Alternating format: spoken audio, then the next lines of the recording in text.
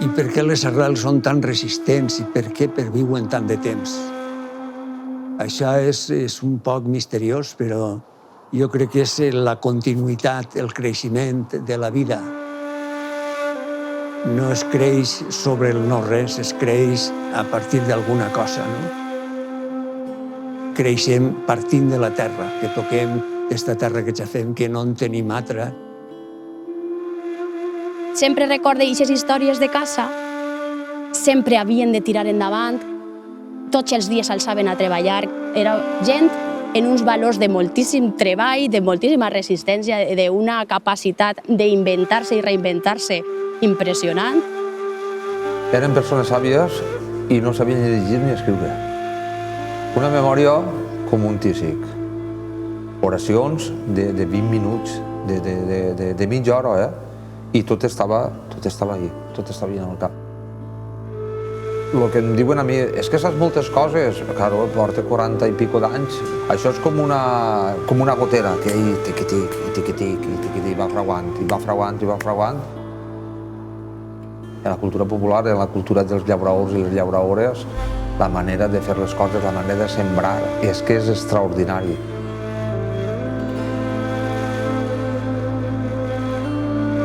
La nostra imatge sempre ha estat desprestigiada i s'ha considerat que eren persones que tenien baixa cultura, perquè no s'ha considerat la cultura popular i la cultura del camp com una cultura que tinguera valor.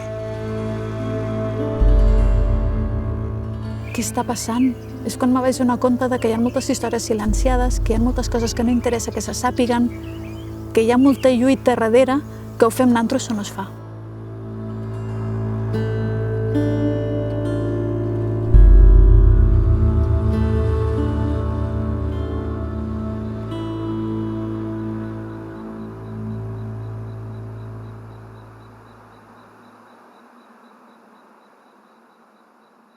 Vinc d'un oasi,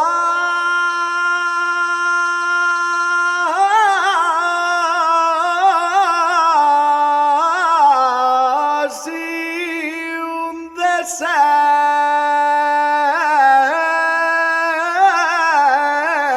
i un verger.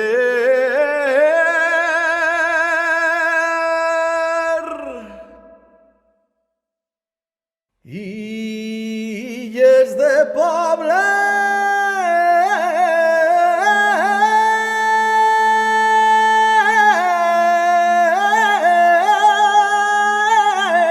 entre taronxer.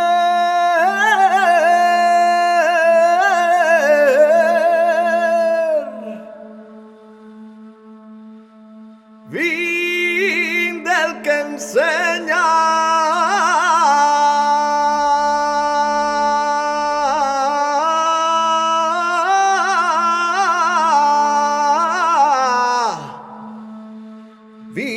Sant Martí.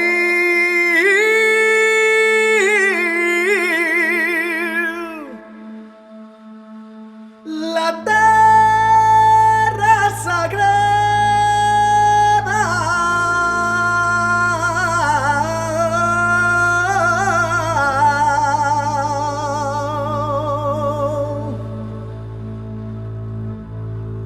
i sagrada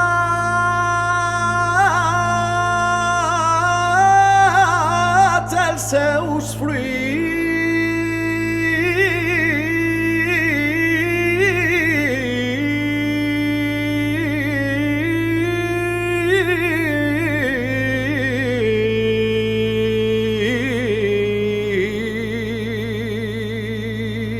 La terra per mi és tot.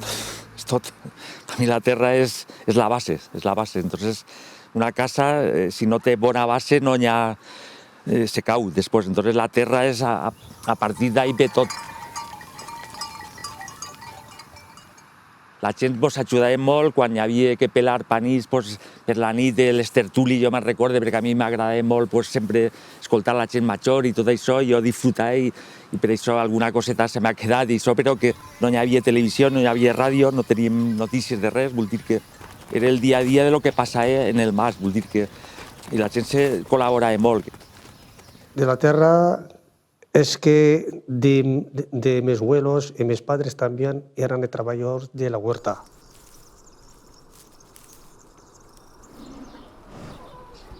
I eren molt humils.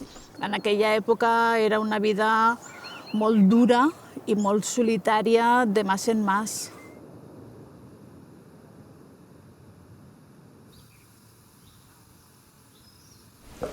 La cultura, és a dir, les coses que fan falta per a viure en una terra concreta, en un moment concret, això ho fabrica pues, el poble, la gent de base, la gent que ha viscut aquesta terra, que coneix aquesta terra i la fa fructificar, aquesta gent.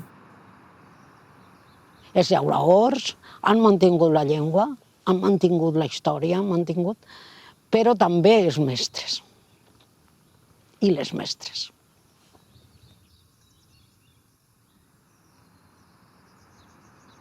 Jo no sé de música, jo no sé ni el que és la clave de sol.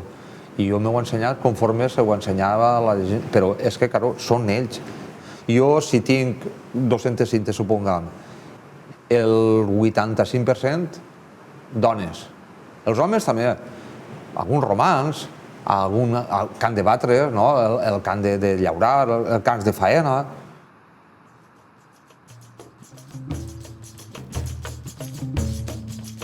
El cant de batre ve, aquesta persona que tens ahí sentada, tu està cantant un cant de plegar olives i està invitant-te a cantar el cant de batre. Sents Ahmed i sents els jueus cantar, estan invitant-te a cantar i tu estàs cantant el mateix. Ells en musulmà, els altres sefardí, nosaltres en valencià.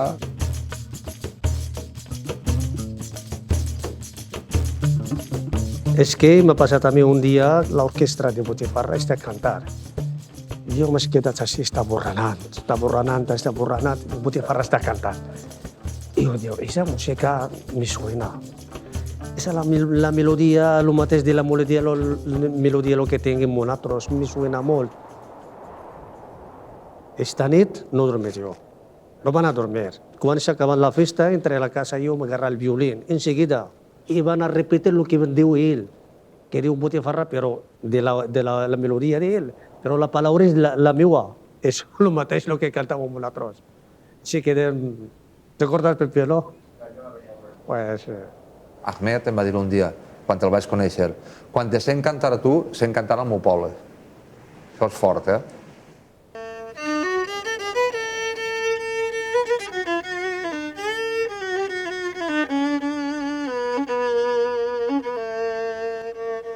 Sant Antoni va pel mar, ai, Sant Antoni va pel mar.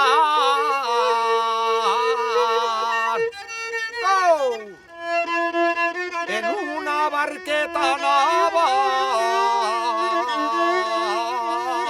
Ai, tots los peixos de la mar, ai, tots los peixos de la mar. I acudeixen a la vara.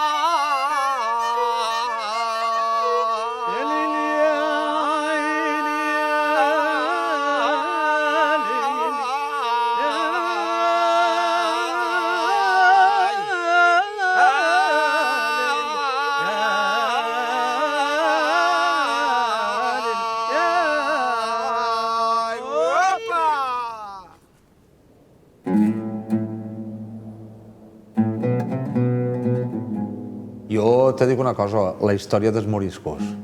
Jo no sabia, a mi no m'ho havien contat mai en la vida. I una vegada una persona me va portar un llibret que es diu El cavall verd i em van caure els cançoncillos a terra. I dic, hòstia, això va passar a la meva terra, ahir en la gallinera, en la guard.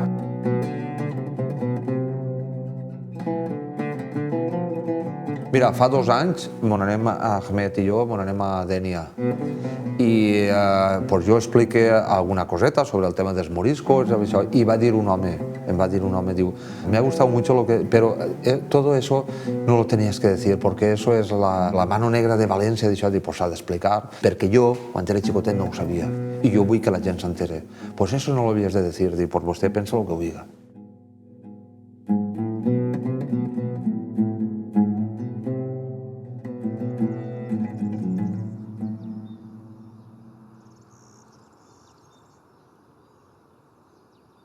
Quan jo era xicoteta, jo vivia a l'Horta de la Punta, una pedania perifèrica de la ciutat de València que va ser arrasada per el capitalisme i per l'ànsia de creixement del port de València. Una cosa que es va perdre quan va desaparèixer l'Horta de la Punta va ser aquesta manera de conviure en comunitat, aquest recolzament mutu que n'hi havia entre les famílies que vivíem a l'Horta. Tindre un veí o tindre una veïna era tindre una part extensa de la teva família, un respecte especial, una persona que te cuidava.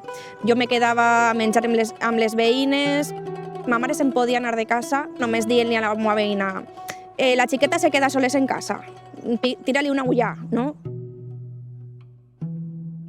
La vida en la ciutat és molt solitària, però molt solitària. Jo, en un mas estàs a soles, però no estàs acompanyat sempre. En moments de crisi com aquestes és en el que te planteges que ho hem perdut tot si has perdut les teues arrels. Vinc del misteri que amaga la moma.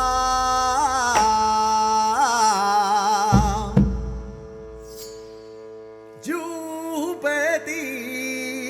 i espardents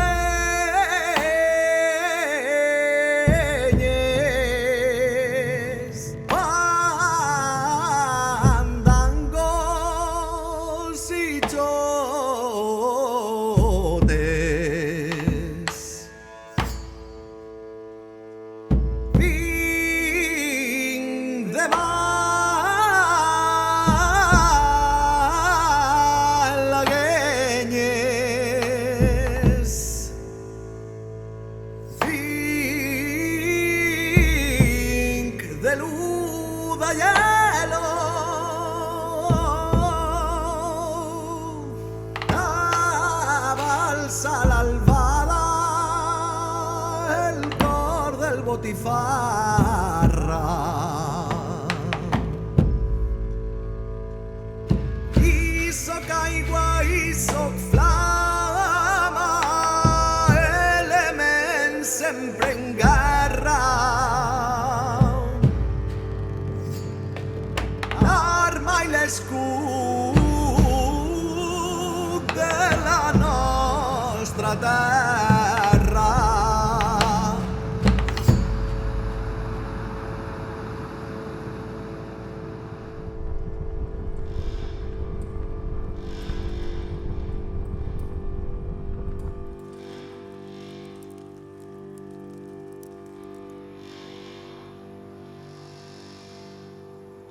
Quan jo me vaig assabentar que jo tenia el meu avi tirat en un clot en 200 i pico persones més a Paterna, me vaig quedar molt colpida. La guerra va ser terrible, però la postguerra va ser demoledora, va ser brutal. Una postguerra que va sumir a este país en la foscor i en una por arrelada fins a la nostra generació.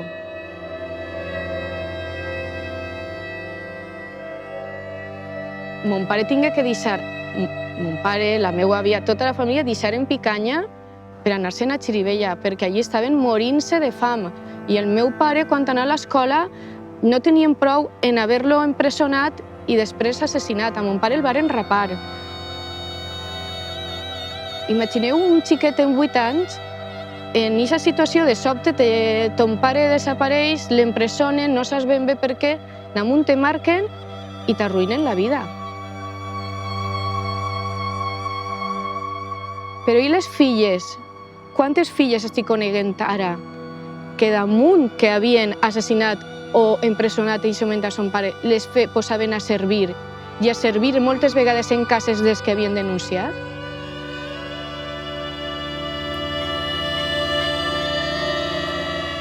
És que no en teníem prou encara, no teníem prou assassinar a tantes persones que damunt arruïnar, humiliar a tota la família.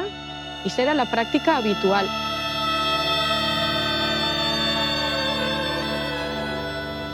Una nit tocaren a la porta i era el meu iaio. Mon pare li repetia quins peus portes, es portava destrossats. Imaginem que aniria fugint, s'hauria escapat. Passa la nit en sa casa, li dona de sopar, i ara dorms ací i demà ja veurem què fem. Però a les 3 o 4 del matí ell volia anar a veure la seva família i quan anà estaven esperant-lo i el varen detindre. Al dia següent, mon pare no parava de repetir però si no ha fet res, però si no ha fet res. Però és igual, arrel d'ella va estar any i mig empresonat i després va ser assassinat.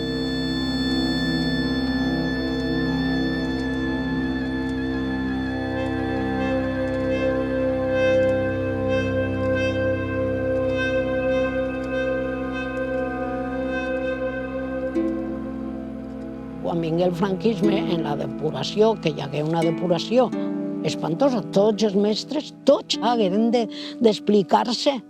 Tots havien d'omplir una cosa que deia jo no he fet això o no he fet allò. Aleshores, aquesta situació de violència la vivíem, com aquell que diu, com podíem.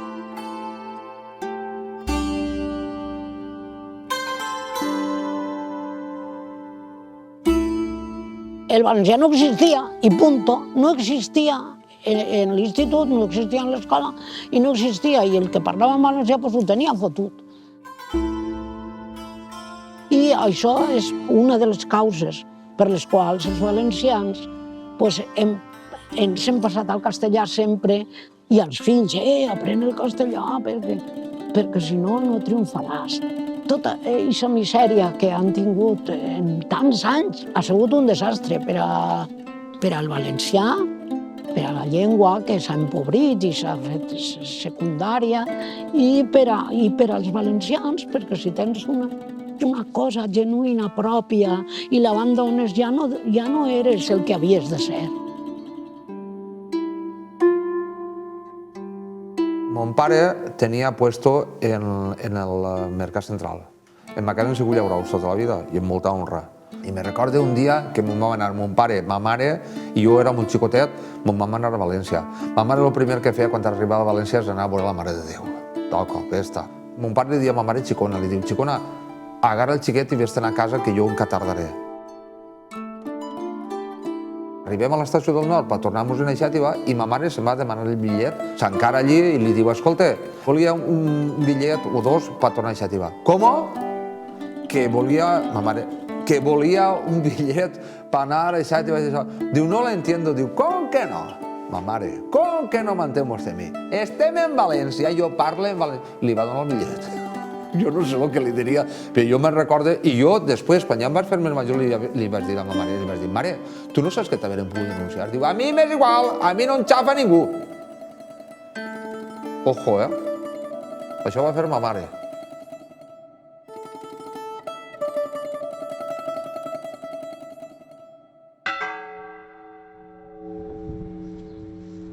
Al moment de néixer es van trobar que mon tio tenia una malformació genital, no estava ben definit, el que llavors dubtaven si ficar-lo home, i son pare amb un amic van estar decidint, tenint en compte que venien de la guerra de Cuba, que podia ser que haguera de marxar a la guerra si el declaraven home. Van decidir llavors ficar-li no com a home, sinó com a Teresa, per evitar-li que tingués que anar a aquestes zones i rebre una mica de malestar.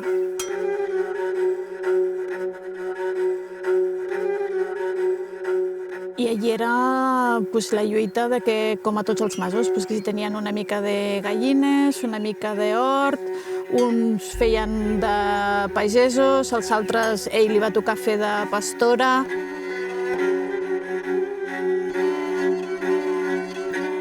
El problema és que passada la guerra no s'acaba la guerra.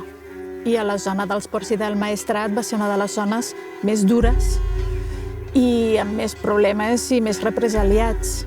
Tot això va fer que a poc anessin deixant els masos. A més, van fer que durant el dia podien estar a la masia, però a la nit havien de tornar al poble. Només el cas del mas de Mons Iaios de Montió estava 2 hores.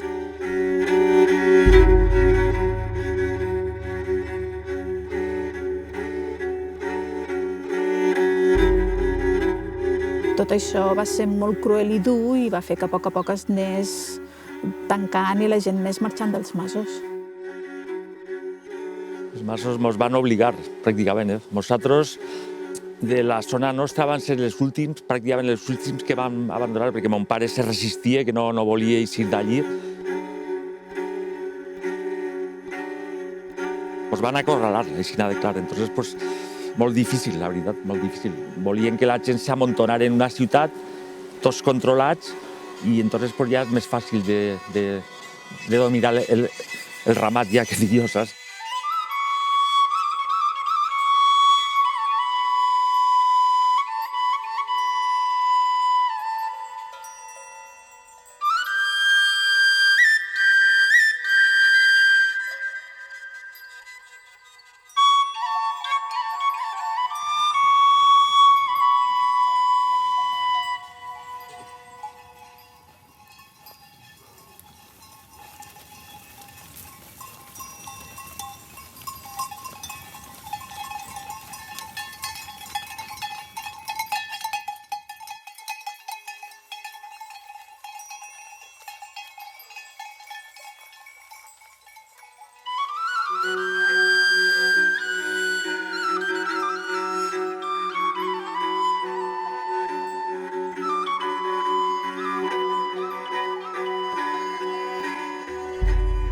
Des del Mas del Cabanil, on ell treballava, ajudaven els maquis, donant-los menjar o eren un punt de suport.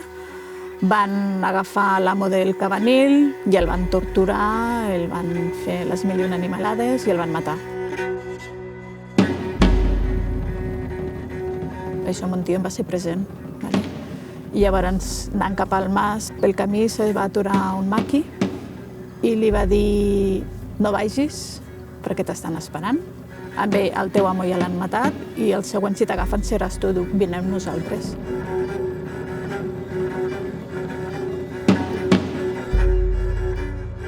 I això va ser el detonant de que mon tio agafés i se'n anés amb els guerrillers i canviés totalment la seva vida. És la meva. Si m'accepteu i me dieu que vingui amb vosaltres, m'heu d'acceptar com sóc. I jo em sento home.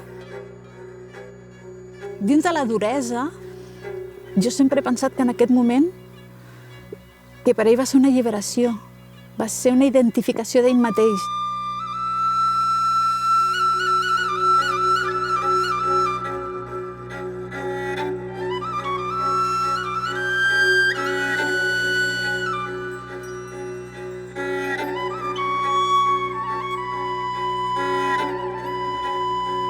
Quants artistes, quantes persones intel·lectuals que tenien uns ideals van tindre que fugir o estan soterrades en el clot.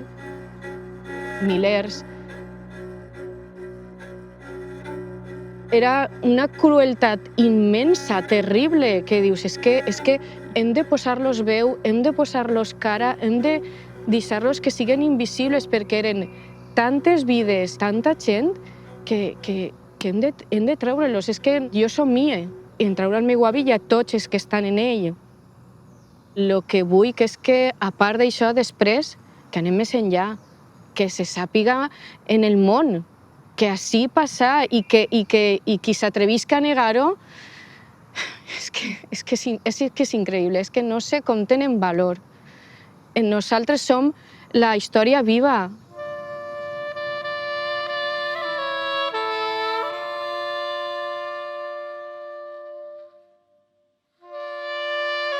Quan va morir Miquel Grau, nosaltres vam fer una lletra, unes coples dedicades a allò que havia passat feia dies, per aportar força, per aportar decisió, per aportar il·lusió contra les agressions del feixisme. Eixa època va ser... passàrem una miqueta de por, però la veritat és que no molta, no molta, perquè jo crec que es podia més la il·lusió i les ganes de canviar-ho tot que aquelles amenaces i aquells perills que varen passar. Mira jo on estic. Se busca per traïdor a la pàtria. Jo encara estic patint-ho. però m'és igual. A mi m'ha fet una esquena com un trill. Jo dorc en l'ànima ben tranquil·la, la consciència ben tranquil·la, perquè crec que estic fent el que tota la vida s'ha fet i ja està. Jo me considero un perseguit, però que m'és igual. Miquel Gil, per exemple, de vegades recorda que ell en la funda de la guitarra portava una vara de ferro per lo que poguera passar. I jo sé, encara que no me vaig adonar, que en Massanassa, en un concert per Sant Joan, me passava una pedra per vora el cap mentre estava en l'escenari cantant i passaren unes quantes coses greus. Però no mos deixarem caure en una por que mos deixarà estèrils. No, d'això res.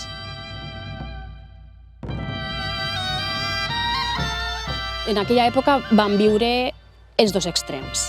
Per una part, recorde a Guillem vindre molt preocupat perquè se sentia amenaçat, perquè se sentia perseguit, perquè se trobava feixistes a tot arreu. I recorde a un Guillem molt preocupat i després veia la part aquesta pletòrica de Guillem, en mogolló de gent, molts amics, gent de tot arreu. Estaven les dos vessants, de por i de prudència, perquè estava el feixisme que no ens deixava avançar i després la vessant de sentir-te recolzat per moltíssima gent que pensava com tu i que sabies que anaven a ser la resistència com tu, no? Davant d'això, que no anaven a fer un pas enrere.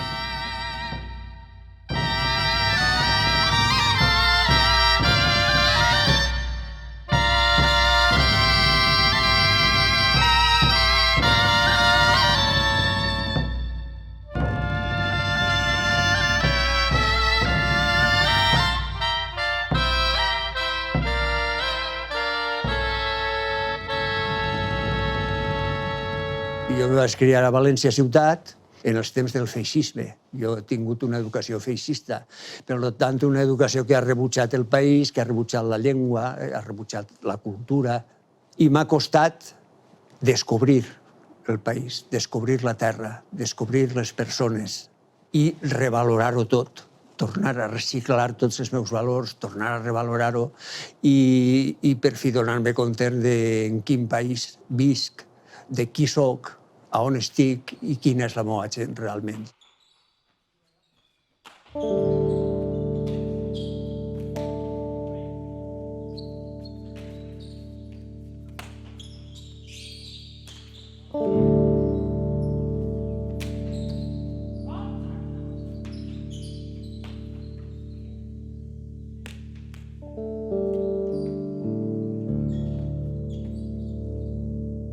En València es va prohibir el joc a pilota al carrer, considerant-se que era un esport on es blasfemava, un esport de poble, un esport de classe baixa, com el que diu.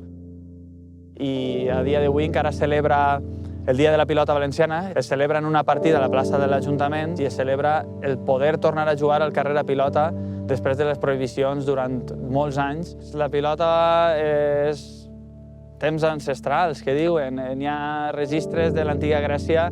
De fet, un dels trofeus que es diu la Feninde és un relleu de l'antiga Grècia que simula una partida de pilota. Però es queda ahí, queda una essència ahí que vulguis o no vulguis, és trist, però jo la senc un poc així, sentir-te un poc sempre com inferior i no saps per què. I queda un poc ahí, i és trist. Me pasaba a mí una amiga, a uno que me dice que vaya ese moro de... Eso que me pasaba a una amiga. Le digo, ven, soy moro, tú también moro. Somos germans. Somos germans. Esa es la palabra que diu tu, esa es la palabra mala. Yo digo, ¿por qué? Porque ahora te explico por qué. Somos germans. Tú, como si te fuera tú, te vas a emigrar a Francia o Bélgica o algo, y te encuentras esta palabra, ¿qué te fas tú? Ah, sí, señor, sí, señor. Pues vale, recuerdas eso. Això que tenen que respectar bé. Tu tens que respectar l'estranger i l'estranger té que respectar a ti també. I se quedarà així.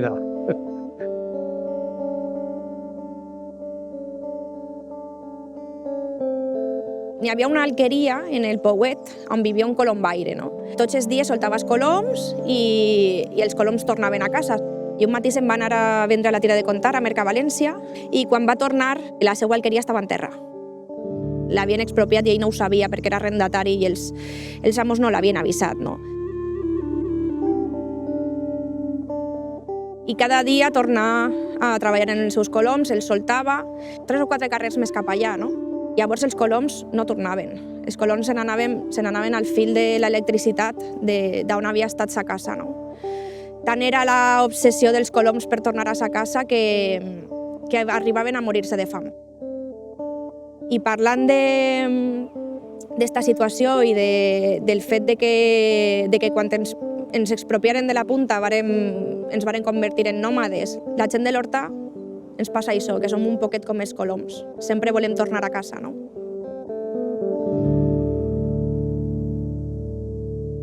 Després, amb la mort de Guillem, jo vaig també descobrir un món que ni coneixia. Per a mi va ser al·lucinant.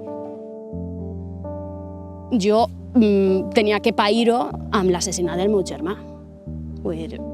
Tota aquesta alegria, tota aquesta il·lusió amb un germà mort pel feixisme, no?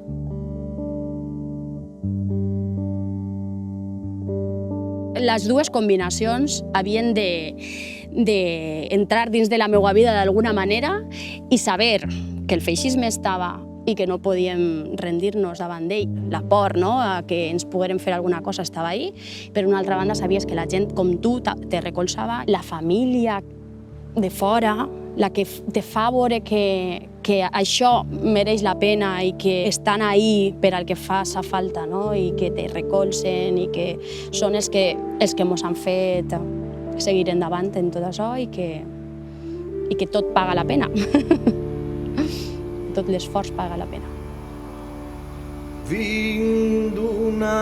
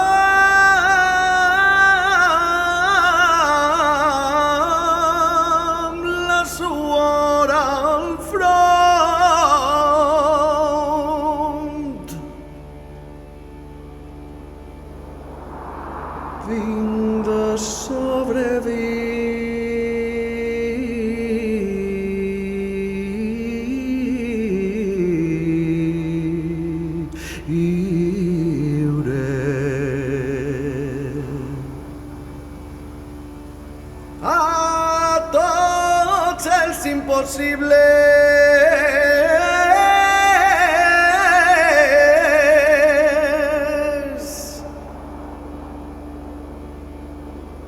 Els batecs del cor són els nostres himnes.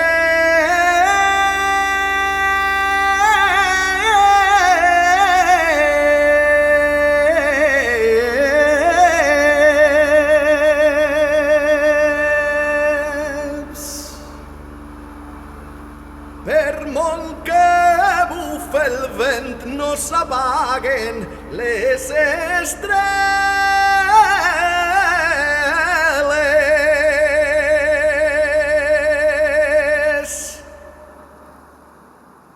Jo dic, i per què mos diuen que som uns seninfots? Si nosaltres som un poble de lluita, de resistència, de xarxes invisibles, però intrencables. jo crec que ha sigut molt important i és molt curiosa en la història del renaixement d'aquest país la música popular, no? En el tall, les primeres voltes que isquérem a l'escenari, teníem una miqueta de por de cantar totes aquelles coses actuals, cantant com els llauraors, tocant un guitarró i una dolçaina en l'escenari. Teníem un poc por de que la gent no ho entenguera. La gent ho entengué, això, immediatament, però és que, a més, s'encengué.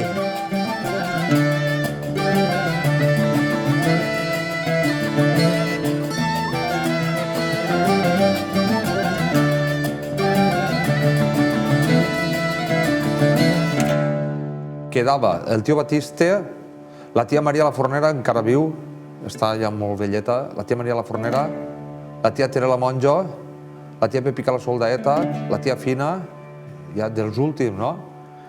El primer disco vaig fer el cant de batre d'ell, de la Sot i la Ferraura i la Sot. I va estar graciós perquè quan s'acaba, doncs me'n vaig anar a saludar-los, no? I me veig el tio Batiste vinga al plor. I traguent un mocaur així, que paeixia un mocaur d'això de fer el farcell, però plorant com una magdalena, tot emocionat, i em diu, Pepe, això tan bonic ho han gat a nosaltres? Perquè te dones compte el valor que li donaven. Ell estava, que no se ho acabava, no es pensava que això li podria arribar al punt que li van donar. Plorant, El que forma part d'Avui en dia nostre és tota l'herència, tant sigui a nivell de la música, de l'esport, de la cultura, és tot el nostre passat. I vivim tan a pressa i volem anar tan més allà que no es donen compte de tot això. I quan t'apares un moment i et dones compte de les coses, dius, ostres, però si jo sóc això, per què vull buscar coses que no van a fer-me feliç? És tan simple com això. L'originalitat que te torna a l'origen és una molt bona frase. Eixa és la qüestió. Suposa que hi ha que ser intel·ligent, hi ha que ser espavilat per a entendre-ho, això.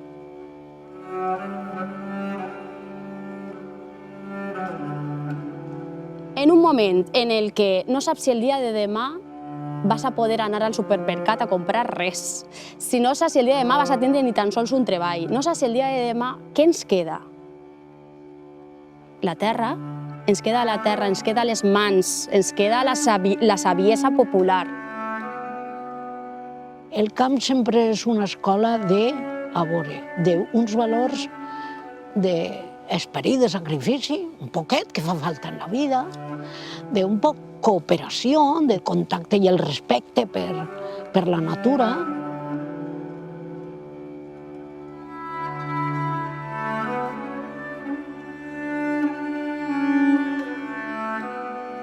Tot això són coses que te serveixen, tingues l'ofici que tingues. I ara els meus fills venen sempre que poden, no són camperols ningú, però venen sempre que poden a ajudar als seus pares.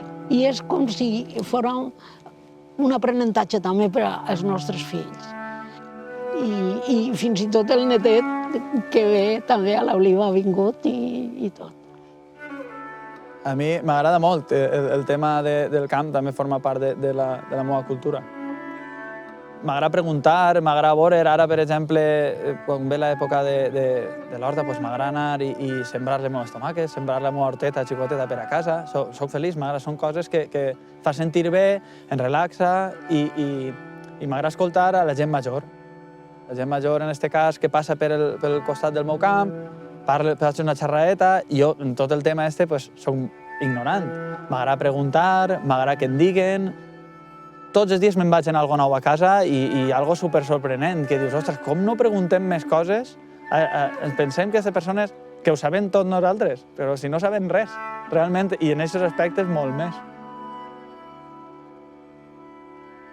La terra està ahí, la terra no se mou, encara que vaig rodant i això, però que sempre està ahí. Entonces la terra ens està esperant sempre, vull dir que tampoc n'hi ha pressa, però sí que si se va fent cosetes cada un al seu nivell, si pot un hortet un, l'altre tal, l'altre 4 ovelles, 4 tal, doncs això és el que jo pense que algun dia se podrà repoblar un poquet més, això, a poc, perquè les ciutats estan plenes ja.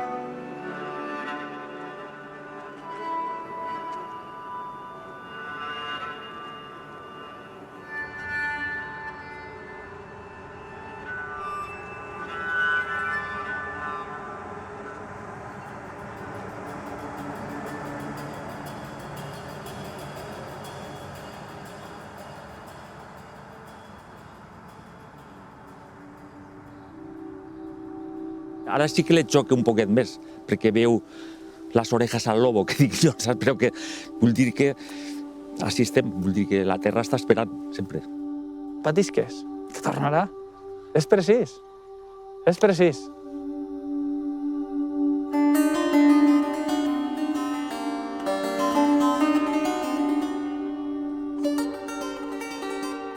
Volien enterrar-nos però no sabien que érem llavors, no?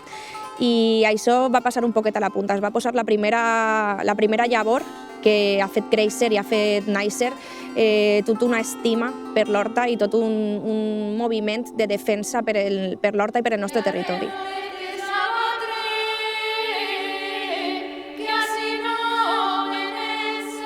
Elles són les guardianes de la memòria. Nosaltres, a mi m'inspiren moltíssim. Pensar en la meva àvia, pensar en tantes dones valentes, honestes, que varen portar a la família endavant. Són les custòdies de la memòria i gràcies a elles també estem ací. A mi m'encantaria, jo ho dic sempre, i ara parlo en ella i és com si estiguera sentint-la. M'encantaria tindre la meva iaia a prop i donar-li les gràcies i abraçar-la, caronar-la i que alleugerara un poc aquest pes que portà sempre fins que es va morir, perquè va ser una vida molt dura. La meva i les dones de pràcticament els 2.238 que ja nacien paterna.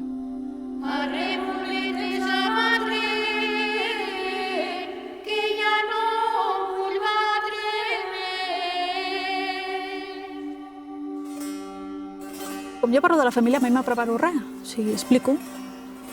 I començo a explicar i m'envalentono. I surt aquesta part, i com ara us he dit, no, em sento guerrillera i no podem silenciar, hem d'explicar la història. La meva iaia no havia explicat res, però per què? És que ara ho tinc que averiguar jo i s'ha de parlar. I de cop i volta sento... I veia la gent i no la veia. I em trobo que la gent estava plorant. És com que... Ui, què he fet ara? Però veure que abans se t'apropa gent, sobretot gent gran, i t'abracen i et donen les gràcies. I em donen les gràcies a mi i penso, no, gràcies a vosaltres per vindre, per deixar-me explicar la història. I te diuen, m'has donat força. Jo no havia explicat la meva història a mons fills i tal, i crec que ho he de fer. Llavors veus que no estàs sola, que tota la gent que vas voltant està fent un treball, et sents amb molt carinyo i això et dona molta força per tirar endavant. És dur, però és molt reconfortant. La veritat és que em dona molta pau. A pensar de la família, que he deixat la família en Marroc, que passa fatal, molt mal. Jo treballant ahí en la huerta en l'any, pacientant un queixo una gina, ja no anys, i m'ha començat a plorar. I m'ha fet aixina, la cara aixina, i la cara aixina. És que tinc vergonya de meus amics per veure que està plorant. I després ha seguit, i ara m'ha acostumbrat més. Tens la dona així, la xiqueta neix al genovès, i ara bé millor que antes. Ara estic bé, amb la família juntet.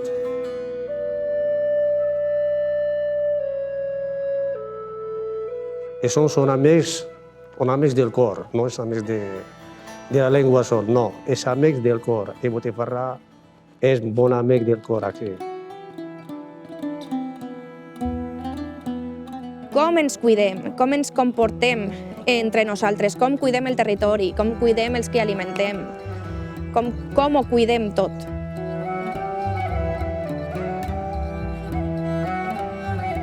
Per a poder seguir endavant, per a ser resilients, per a ser fort i per a poder generar un canvi important en aquesta societat, el primer que hem de fer és cuidar-nos com a persones, cuidar-nos com a societat i com a col·lectiu.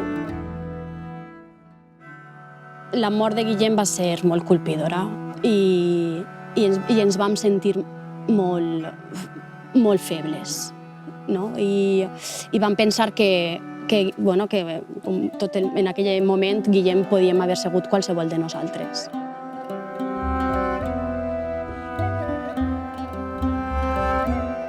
Vam treure forces de flaquesa. Nosaltres podíem dir al principi que eren 20, després van ser 2 anys i després van ser 2.000 i després 2 milions. Vull dir, va ser multiplicar-se i multiplicar-se i multiplicar-se. I avui en dia resulta impressionant la quantitat de Guillems que hi ha en el món, no? I la quantitat de gent que s'identifica en la memòria de Guillem. Vull dir que efectivament, en lloc de matar-nos, ens van llevar un tros de vida, però amb això van plantar boscos sencers. Vam ser llavor, vam plantar la llavor.